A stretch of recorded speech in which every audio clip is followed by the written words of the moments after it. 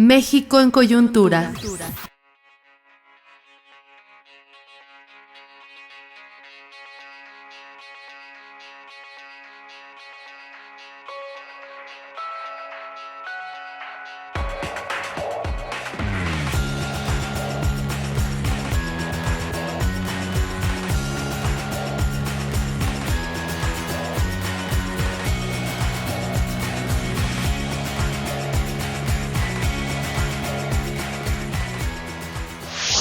Bueno, pues digamos que las redes sociales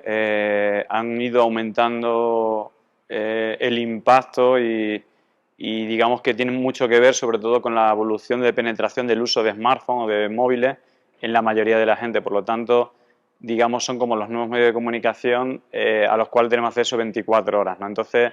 creo que complementa, bueno, un poco la acción que tenían los medios de comunicación, que normalmente los veíamos, los escuchábamos en nuestro tiempo de ocio, pero digamos que la penetración del uso y del tiempo que estamos usando en contacto con Internet, la tecnología o las redes sociales, pues digamos que ha aumentado. Por lo tanto, digamos que tienen una potencialidad incluso mayor de penetración que los propios medios de comunicación tradicionales.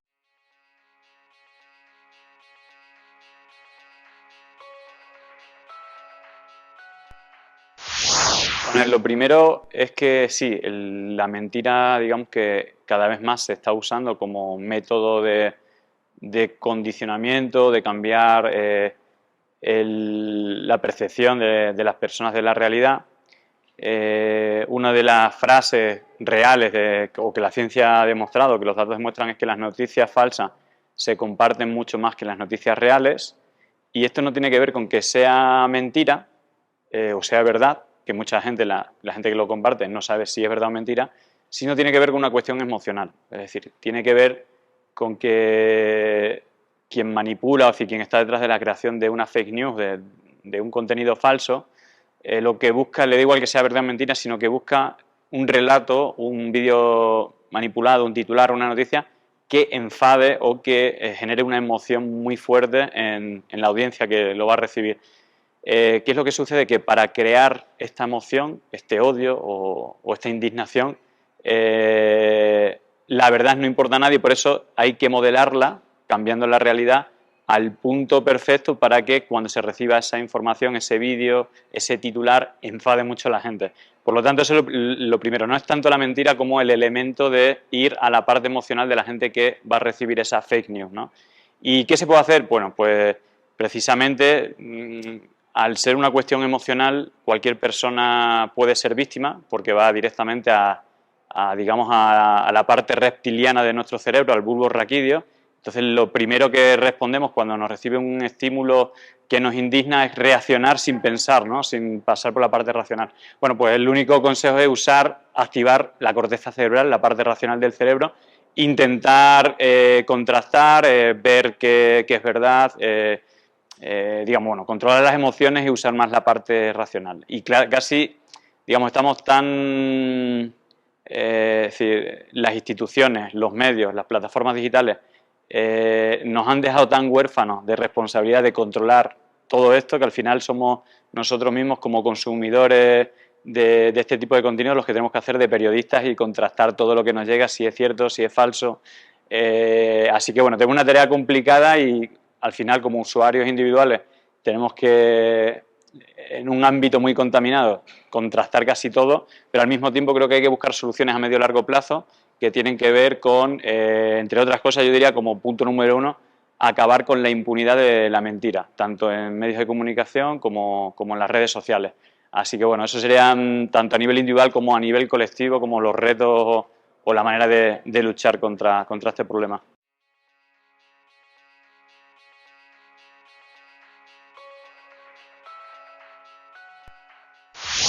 Bueno, a ver, México no que sea una excepción, México es la líder mundial. Es decir,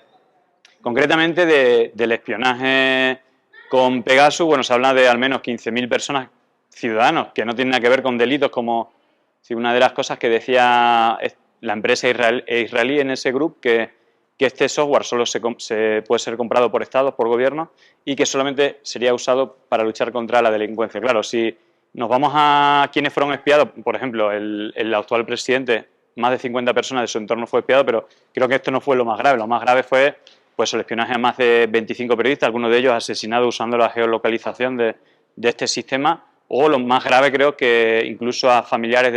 de los desaparecidos de Ayotzinapa, incluso padres, abogados, la sociedad civil que se organizó para luchar contra esto. Es decir, que estamos hablando de un ataque frontal a la democracia, en este caso ejecutado por Peña Nieto, y precisamente relacionado con el lado feo de todo esto es cómo puede ser que los mayores crímenes de guerra, digamos, pasen totalmente libres. Por ejemplo, la guerra de Irak, ¿no? Hace poco escuchamos a George Bush cometer una errata y el tipo sigue como si no hubiera pasado nada después de generar guerras injustificadas con millones de personas asesinadas, y vemos que, por ejemplo, las personas que lucharon para destapar la realidad, como fue Julian Assange, tiene verdaderos problemas judiciales. Entonces, bueno, al final esto es lo mismo, es un poco esa élite económica o ese poder, no tiene por qué ser solamente económica, la que controla todo, medios de comunicación, incluso implementación de espionaje, y sin ir más lejos, ya que hablamos de Peña Nieto, que fue uno de los principales responsables de este espionaje, también el uso del control de los medios mediante financiación y también de bots. Es decir, no hay que olvidar que, por ejemplo, en 2012, la campaña sucia de Peña Nieto con la que ganó, le apoyó CS Strategies, que es la misma que apoyó el golpe de Estado en Bolivia, creando cientos de miles de cuentas falsas, y el community manager de esta campaña, Andrés Sepúlveda, dentro de la campaña que dirigió JJ Rendón, conocido por hacer las campañas más sucias electorales, dijo que esa campaña del 2012 fue la campaña más sucia en la que participó y en la cual ya en 2012 manejaba 30.000 bots. Es decir, que al final yo creo que básicamente esta élite que financia no solamente el espionaje, sino la creación de noticias falsas, primero están totalmente impunes de la creación y la utilización, tanto en el espionaje como de la creación de noticias falsas, e incluso esto también nos lleva a una cosa que muchas veces se dice la ultraderecha o la derecha crea este tipo de acciones. Yo no le daré a derecha, sino un espacio antidemocrático, porque creo que lo que más le define, que tiene una vinculación muy directa con la gente que estaba detrás de la Operación Cóndor, es decir, no es que fueran de derecha o de izquierda, eran antidemocráticos. A esa élite económica le vale la democracia cuando no toca o no pone en peligro sus privilegios. En cuanto toca un poquito o amenaza sus privilegios, ya la democracia no le vale y empiezan a usar todas estas acciones antidemocráticas.